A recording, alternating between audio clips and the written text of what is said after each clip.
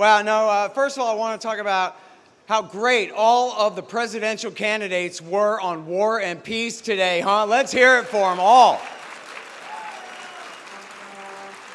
That was just fantastic. Now, regarding Donald Trump's appearance here later today,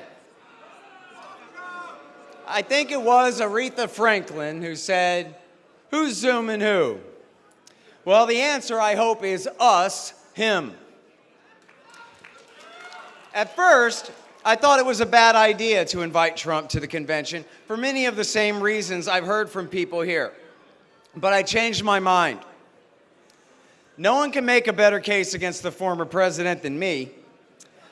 Though I admit laughing my head off at the humiliation of his enemies, I've always opposed Trump and have chapters in 2 of my books about what a bad president he was. And I could talk for the rest of this speech about how bad he probably will be if reelected. I just might.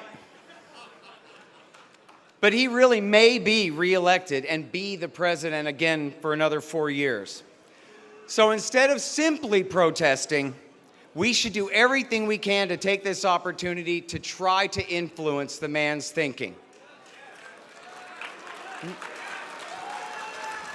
Now, of course, we can't win Trump's loyalty, but we can reinforce ideas that are obviously already in his head, such as 1, he needs the liberty movement, and 2, we are not with him.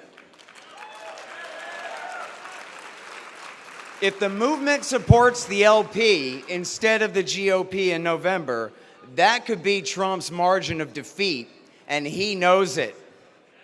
After all, he came to us. I wonder if we party members all really understand the leverage that we already have.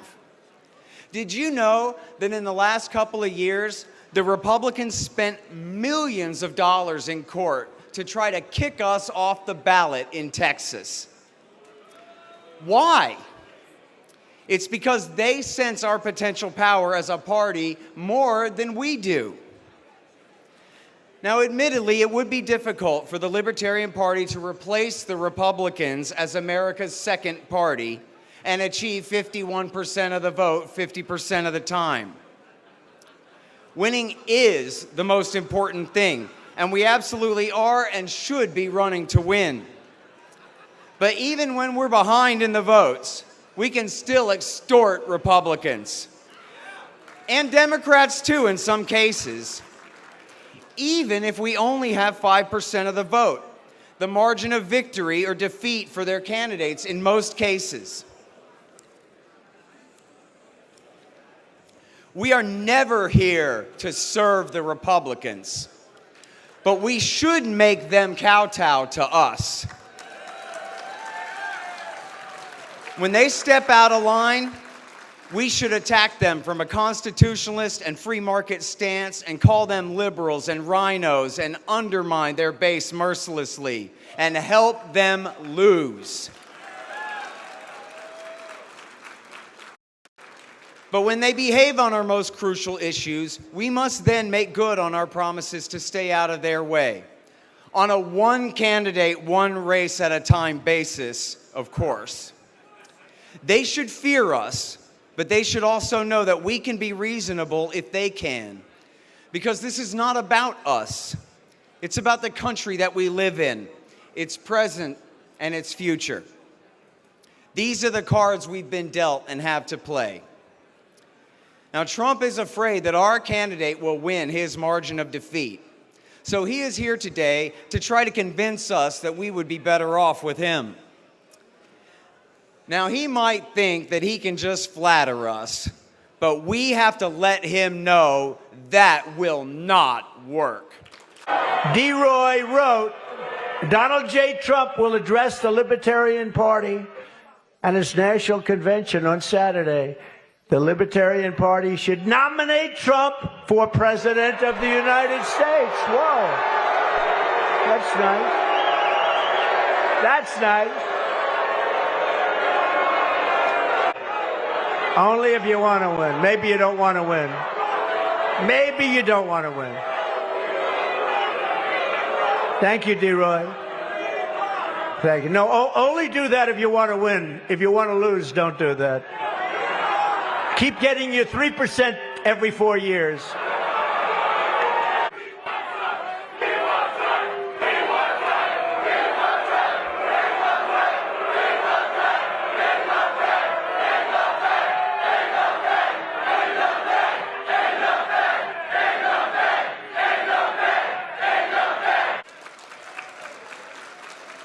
We have huge concerns about Trump's past record and his current platform. We want Trump to feel our pressure, not just this weekend, but for the rest of the summer and campaign season, and if he wins, for the next 4 years. We must be appeased. It's probably impossible, but it's still important to make him try. Otherwise, who else does he have to please? The end-timesers? The Israel lobby? Lockheed and Boeing? Pfizer? TV news anchors? Making him consider that pleasing them angers us is absolutely worth a shot. And we libertarians, we already have our own Libertarian Party and an alternative candidate to support. Somewhere else to go. Somewhere we already are. Something other pressure groups do not have. Now, no one here is talking about the LP endorsing Trump. That is not anywhere near on the table. Now I think you should nominate me or at least vote for me, and we should win together.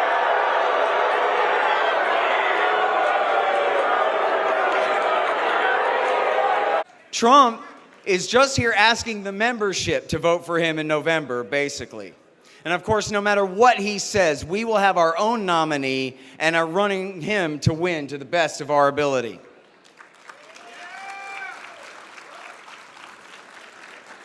But I'll tell you one thing that Trump is right about.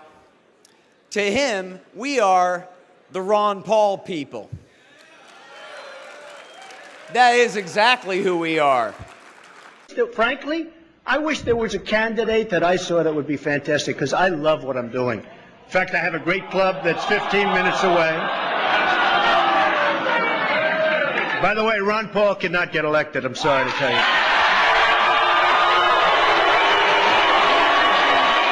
Sorry.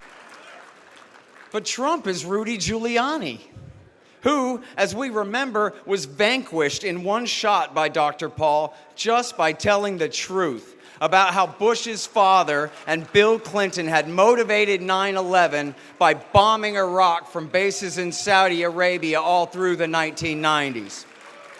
Congressman Paul, I believe you are the only man on the stage who opposes the war in Iraq, who would bring the troops home as quickly as almost immediately, sir. Are you out of step with your party? Is your party out of step with the rest of the world? If either of those is the case, why are you seeking its nomination? Well, I think the party has lost its way because the conservative wing of the Republican Party always advocated a non-interventionist foreign policy. Senator Robert Taft didn't even want to be in NATO. George Bush won the election in year 2000 campaigning on a humble foreign policy, no nation building, no policing of the world. Republicans were elected to end the Korean War. The Republicans were elected to end the Vietnam War. There's a strong tradition of being anti-war in the Republican Party. It is the constitutional position. It is the advice of the founders to follow a non-interventionist foreign policy. Stay out of entangling alliances. Be friends with countries. Negotiate and talk with them and trade with them. Just think of the tremendous improvement relationships with Vietnam. We lost 60,000 men. We came home in defeat. Now we go over there and invest in Vietnam. So there's a lot of merit to the advice of the founders and following the Constitution. And my argument is that we shouldn't go to war so carelessly. When we do, the wars don't end. Congressman, you don't think that changed with the 9/11 attack, sir? What changed? the non-interventionist policies? No, non-intervention was a major contributing factor. Have you ever read about the reasons they attacked us? They attack us because we've been over there. We've been bombing Iraq for 10 years. We've been in the Middle East. I think Reagan was right. We don't understand the irrationality of Middle Eastern politics. So right now we're building an embassy in Iraq that's bigger than the Vatican. We're building 14 permanent bases. What would we say here if China was doing this in our country or in the Gulf of Mexico? We would be objecting. We need to look at what we do from the perspective of what would happen if somebody else did it to us. Are you suggesting we invited the 9/11 attack, sir? I'm suggesting that we listen to the people who attacked us and the reason they did it. And they are delighted that we're over there because Osama bin Laden has said, I am glad you're over on our sand because we can target you so much easier. They have already now, since that time, have killed 3,400 of our men, and I don't think it was necessary. Wendell, may I make a comment on that? That's really an extraordinary statement. That is an extraordinary statement as someone who lived through the attack of September 11, that we invited the attack because we were attacking Iraq. I don't think I've ever heard that before, and I've heard some pretty absurd explanations for September 11.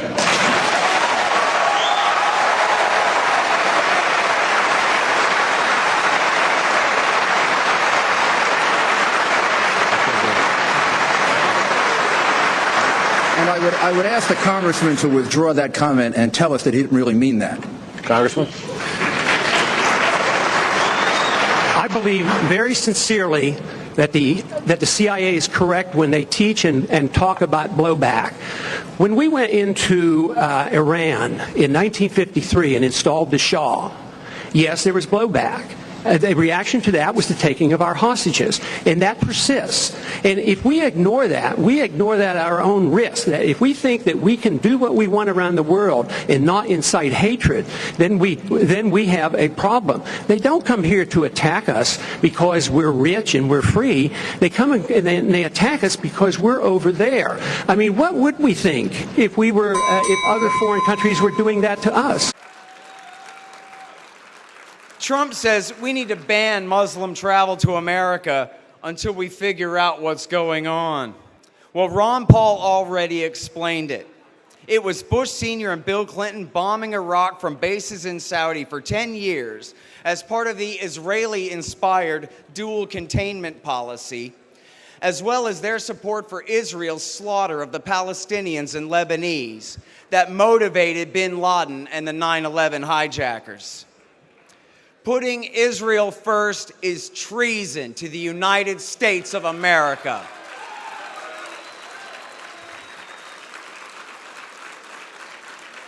Blaming radical Islam for terrorism is a ridiculous red herring, like blaming radical Catholicism for the IRA's war against the British in Northern Ireland. Hilariously, Trump recently accused Prime Minister Benjamin Netanyahu's #1 co-conspirator, Joe Biden, of abandoning Israel for temporarily holding up delivery of 2,000-pound bombs they've been using to kill tens of thousands of women and children with.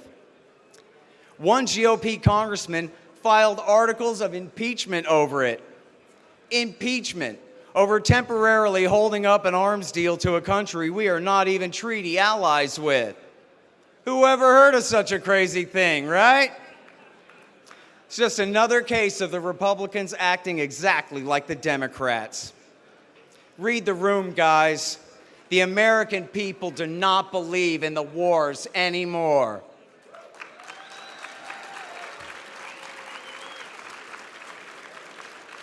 In August 1982, President Ronald Reagan wrote in his diary about calling Israeli Prime Minister Menachem Begin regarding his bombing of civilians in Lebanon. Quote, met with the news the Israelis delivered the most devastating bomb and artillery attack on West Beirut lasting 14 hours. I called PM Begin immediately. I was angry. I told him it had to stop or our entire future relationship was endangered.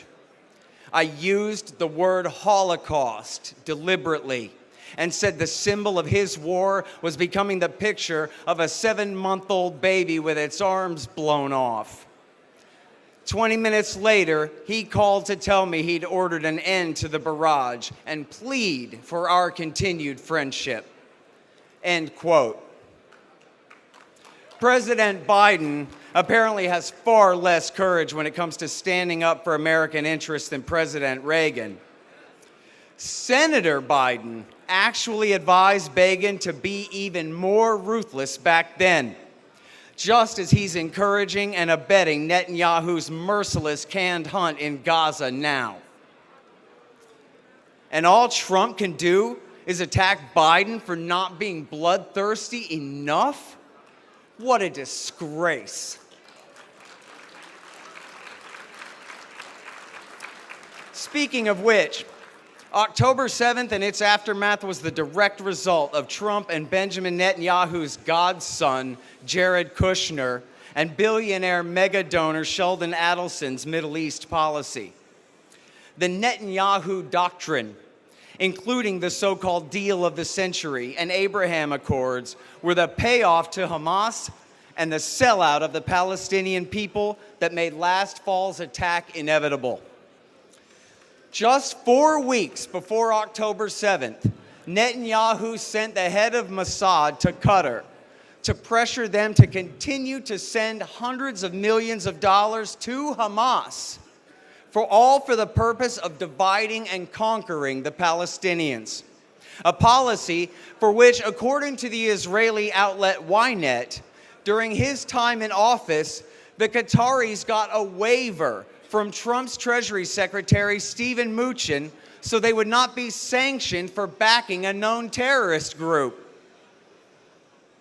Just 2 weeks before the attack, Netanyahu gave a speech at the UN bragging that he'd gotten away with permanently denying the Palestinians independence.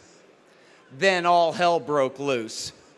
The policy they called buying quiet failed. There's a very real risk that in his next term, President Trump will double down on his errors and help the Likud finish the job and cleanse all 5 million Palestinians in the occupied territories into the Negev Desert, Sinai Peninsula, or Jordan.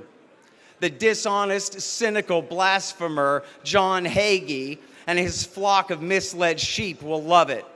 Future American victims of terrorism and the Geneva Conventions be damned.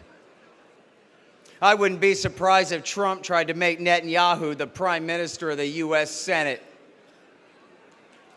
Jared Kushner is already talking about building beachfront condos in Gaza. If Donald Trump wants the libertarians, the Ron Paul people, he will have to throw all the hawks overboard.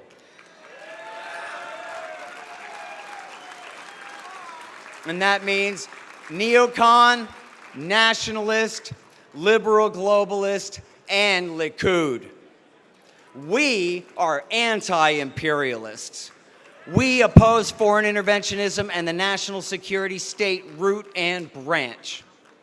America first does not mean we can do whatever we want like George W. Bush. It means defend America first. It means bring the empire home now. Our government has no right to remain the dominant power in Europe, Asia, or the Middle East. Global intervention threatens our interests and rather than protecting them. And the people of this country simply cannot afford to rule the world anyway.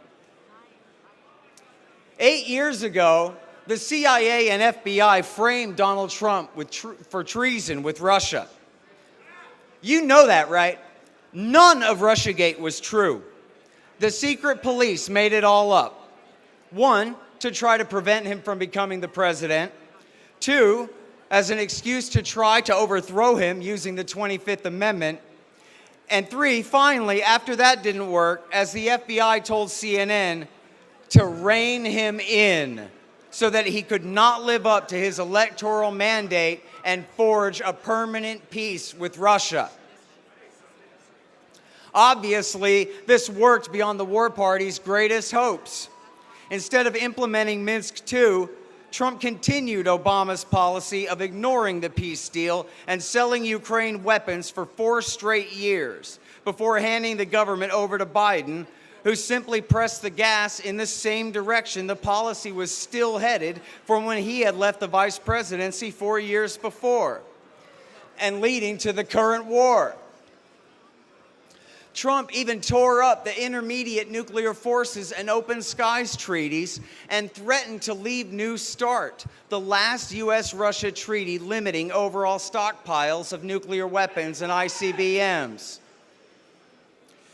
Just a few weeks ago, it was Trump's suggestion of a fake guaranteed loan for $60 billion worth of weapons for Ukraine at war with Russia that finally broke Congress's resistance and got the appropriation passed.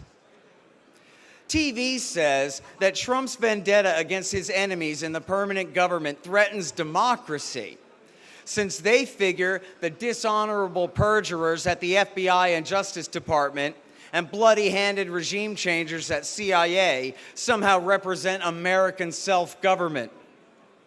But does anyone other than MSNBC anchors really believe that if reelected, Trump is going to clean house at any of these agencies or departments? We all know he's just going to put a war hawk friend like Mike Pompeo in charge and trust him again. Bet you dimes to dollars, dollars to dimes. You know, it was Secretary of State Hillary Rodham Clinton who inaugurated America's pivot to China in an article in Foreign Policy magazine in 2011. That's what the TPP trade deal was all about, freezing China out. Trump opposed it because he thought it wasn't protectionist enough. Trump had just ratcheted Hillary and Obama's China policy up a couple of notches. But notice that Biden has not backed off. He's been more Trump than Trump in the Pacific, giving an explicit war guarantee to Taiwan and stationing more and more naval and air forces in the region. And he's kept all of Trump's tariffs and even increased them. In the case of Russia and China, Trump's policy was just as bad, the same, as Obama's and Biden's. And if he takes office again next year, he'll be picking up right where he left off again. So what is the point of being separate from the American power elite when you're no different than the rest of them in practice anyway? Now, here are 2 things Trump was good on: Afghanistan and North Korea. He signed a deal to end the Afghan war, thank goodness, after escalating it for 3 of his 4 years first, though. And Trump unfortunately let John Bolton ruin his talks with North Korea, which could have led to a real peace deal and massive reduction in the threat of war. That could potentially be his most important achievement right out of the gate if he were to be reelected. As Annie Jacobson's new book, Nuclear War, shows, a deal to finally make peace in Korea is of the highest importance. The Libertarian Party voted on our top 10 issues we demand former President Trump address here today. Nowhere on the list are any of the dumb scandals the Democrats keep manufacturing. Instead, they are important things. For a few, Trump encouraged and refused to halt the Fauci lockdowns of 2020. As he put it, a cure far worse than the disease. In doing so, he violated every American's rights and permanently destroyed millions of his constituents' small American businesses in favor of his deadly enemy, Jeff Bezos' Amazon.com, which did not have to shut down at all. Trump's CARES Act is 1/2 of the reason for the current inflation crisis. He shattered every Obama spending record and always wants the Fed to lower rates to fuel inflationary bubbles. With his approval, the Justice Department indicted the heroic journalist Julian Assange of WikiLeaks.org for espionage in direct contravention of the First Amendment and leading to Assange's torturous detention in solitary confinement in a British dungeon while facing life in prison here in the United States. Trump is currently demanding, quote, full indemnification for all American police for crimes they commit against citizens. It's like he's taking Thomas Jefferson's list of complaints against King George out of the Declaration of Independence and using it as his platform. On Yemen, Trump continued Obama's policy of backing Saudi, UAE, and al-Qaeda, bombing the Shiite Houthis for 4 years straight, killing hundreds of thousands of innocent people. He made Raytheon check cashers happy doing so, as his trade director Pete Navarro boasted to the New York Times. But he lost the war anyway. Trump ordered troops out of Syria and then backed down 3 separate times in 2017, 18, and 20. Not to mention falling for 2 separate sarin hoaxes at Khan Shaykhun and Douma and bombing the Assad government over them. Americans have been killed in Syria in the time since, again, as revenge for what the Israelis are doing to the Palestinians. And regardless of the overwrought hyperbole of the Democrats and their unfair persecution of the January 6th rioters, it was a serious loser move for Trump to try to continue to dispute the last election after the Electoral College had already voted and asked people to show up there that day at all. Trump put his own supporters in jail as much as Merrick Garland did. What could Trump say to make us believe that he's learned the error of his ways, that he will prioritize peace and turn into the Ron Paul that we all know he's not? Personally, I'll be voting Libertarian in November.